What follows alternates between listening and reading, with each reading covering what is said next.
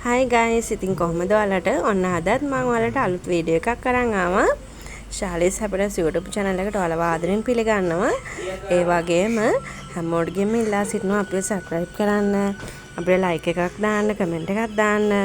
ඔන්න අද අපි හදන්න යන්නේ chicken devil එකක්. ඔන්න බලාගන්න ඒකට උමනා කරන දේවල් තක්කාලි, සුදු ලුණු, අවුමිරිස්, ලුණු, ඉඟුරු, ඒ වගේම රම්ප, කරපිංච, chicken අපි chicken කිලෝ එකක් තමයි ගන්නෙ.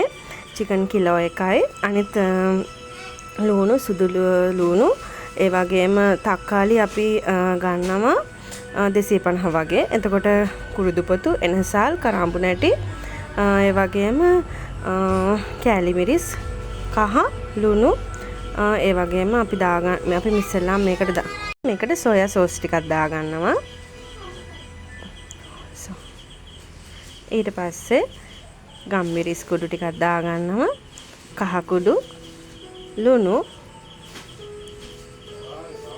ඒ ටික දාලා අපි ඒක හොඳට අනා ගන්නවා.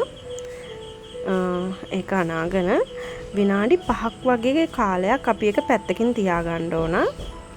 විනාඩි 5ක් වගේ කාලයක් පැත්තකින් තියන්න. මොකද මේ එතකොට ඉක්මනින් ඒවා පොඩ්ඩක් මේවා කරලා තිබ්බහම එතකොට ලුණු ගම්මිරිස් හැම එකම මස් එකට අල්ලනවා. අපි ටිකක් වෙලා ඒක පැත්තකින් තියාගන්න. හොඳට අත ගන්න. මොකද මේ එතකොට තමයි හැමතැනම මෙයා වෙන්නේ. ඊට පස්සේ අන්න අපි දැන් ලිපේ තාච්චිය තියාගන්නවා. තියාගෙන තෙල් දානවා. මේක ගැඹුරු තෙලේ තමයි බැද ගන්න ඕන. රන්වන් පැහැ වෙනකම්ම බැද ගන්න ඕන. තෙල් දාගන්නවා. තෙල් ටිකක් වැඩිපුර දාගන්න. මස් කෑලි වැහෙන්න වගේ තෙල් දාගන්න ඕන අපි.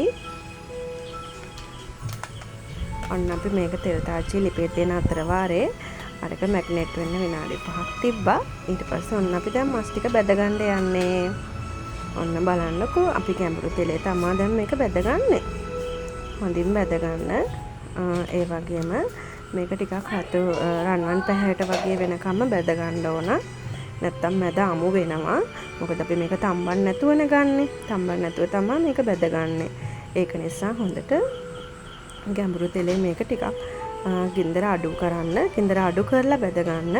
මොකද නැත්තම් ඉක්මනට කර වෙනවා. මැද මේ අමු වෙනවා. ඒක නිසා ගින්දර අඩු කරලා හොඳට ගැඹුරු තෙලේ මේක බැද ගන්න ඕන අපි. ඒ බැද ගන්නවා සමගම මං ඉතින් දැන් අර ඉඟුරු සුදු ලුණු ඒ ටික ඔක්කොම ලං කර ගන්නවා. දැන් අපි ඩෙවල් එක හදන්න අපිට අනිත් උමුණක් කරන බඩ ටික ඔක්කොම ලං කරගමු. එතකොට අපිට ලේසි. ඔන්න දැන් බෙදගත්තට පස්සේ අපේ කෑලි බලන්නකෝ රන්වන් පැහැයට බෙදලා තියෙන්නේ. chicken එක නැත්තම් අපි හරියට බෙදගත්තේ නැත්තම් නිකන් අමුතු පාටක් එනවා. එහෙම නැතුව ලස්සන පාටට බෙද ගන්න.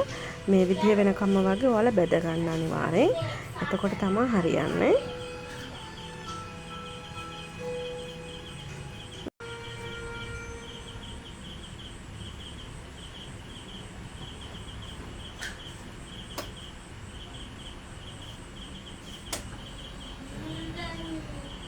ඔන්න දැන් අපි ඔක්කොම බැදගෙන ඉවරයි. අපි මස් ටික බැදගෙන ඉවරයි.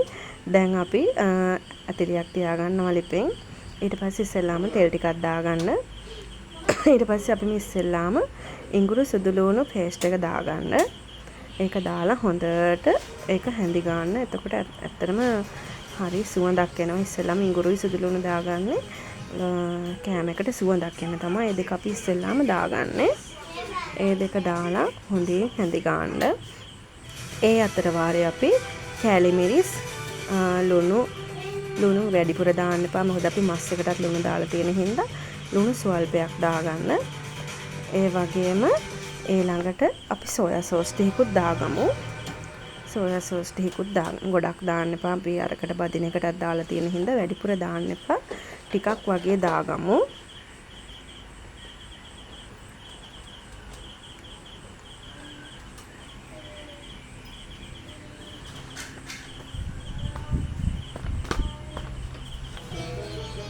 ඊට පස්සේ ඔන්න දැන් අපි අවුමිරිස් ටික දානවා. අවුමිරිස් ටිකයි ලුණු ටිකයි අපි දානවා. අපි තක්කාලි දාන්නේ නැහැ. තක්කාලි දාන්නේ මස් එක ඩෙවල් දාලා ඉවර වුණාට පස්සේ. මොකද මස් එකේ ගුණයක් තියෙන්නේ. මස් එකට අපි තක්කාලි අන්තිමට තමයි දාගන්න ඕන. හොඳට අපි හැඳි ගාලා මේවා කරගමු. ඒ කියන්නේ අපි මේ පේස්ට් එක හොඳට කලවම් කරගන්න ඕන.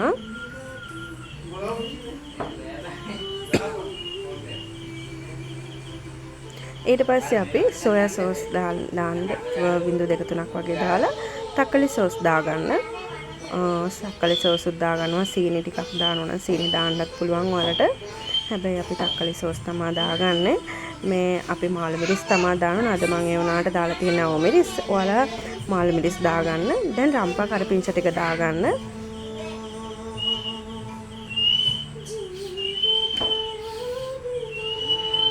හොඳින් කලවම් කරගමු.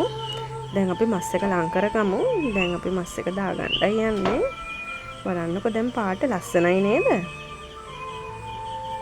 මම ලුණු රස බැලුවා. ලුණු ටිකක් මදි. ඒක නිසා මම ආයෙ ලුණු ටිකක් දාගත්තා.